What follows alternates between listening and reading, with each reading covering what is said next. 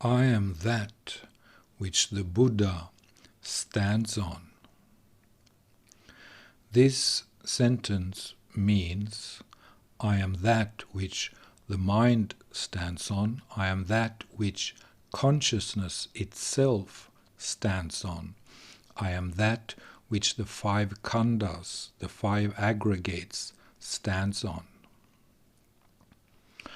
The only difference between the teachings of the Buddha and this sentence is that for the Buddha there was nothing beyond the five aggregates.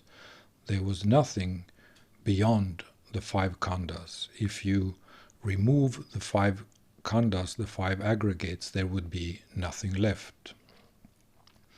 I say that there is something left when you remove the five khandhas. This nothing, this nothingness that is left when you remove the five aggregates, the five khandhas, is something. That nothingness is something. This is basically also the message of Nisargadatta Maharaj. Parabrahman is that something which is nothing.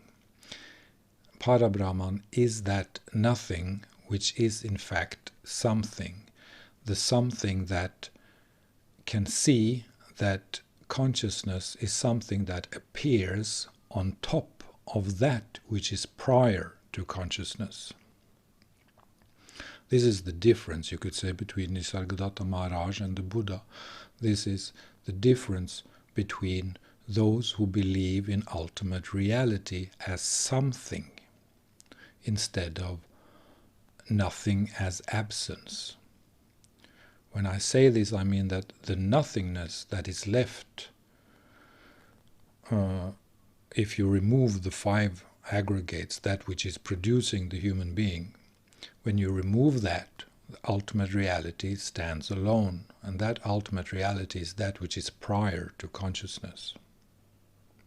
This is the difference between Buddhism and this sentence, that many Buddhists, of course, will be very angry with me for saying this, because they will consider it blasphemic, because to them Buddhism is a religion, which is very anti-Buddhist, The Buddha would never see his doctrines as the basis for a religion.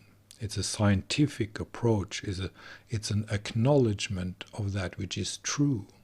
It's a Dhamma, it's a teaching, it's not a religion, it's a science. It's a precise instrument to dissect reality in a way that will help the human mind to be free.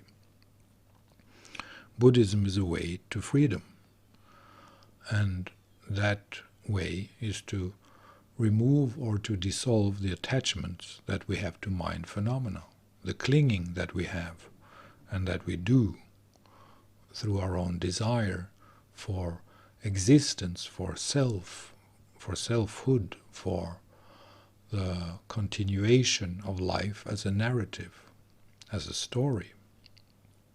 Buddhism is the science of the mind. Buddhism is the science of that which is, you could say, the architecture of the world as we perceive it, because the world as we perceive it is, of course, a mind phenomenon. So it is constituted by the human program, as I've said a million times, and the human program is produced by the five khandhas. So the difference is that when we remove the five khandhas, the Buddha will say that there's nothing left, nothing whatsoever. But I will say that when we remove the five khandhas, there is something left that we can regard as ultimate reality, and that which is prior to consciousness, prior to the five khandhas, is something that we can regard as a basis, as a platform for life. It's the same thing as the nothingness which is left after the five khandhas is gone, but that nothingness is something. It's something that can make us stronger and give us more balance.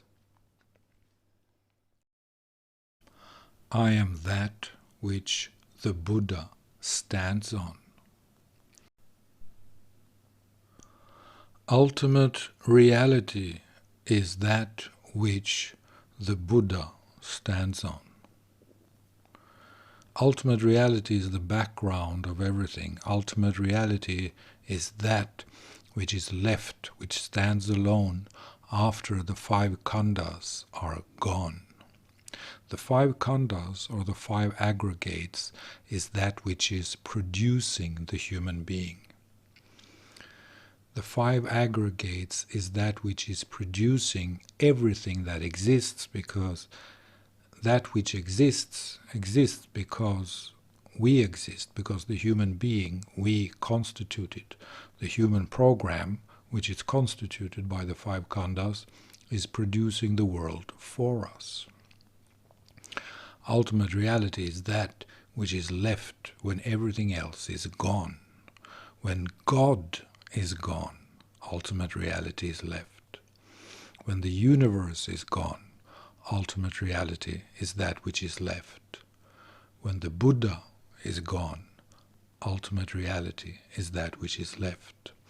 And this ultimate reality is the true treasure in our own life, because it is the basis and the platform on which we stand. And we can use this in order to get balance in our own life. So it is also possible to say that I am that which is ultimate reality, of course, and I am that which the Buddha stands on. I am that which is prior to the Buddha. I am that which is before the Buddha.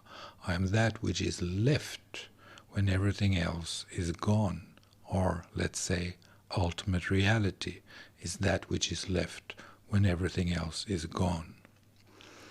And I have that element in me as a constituent part.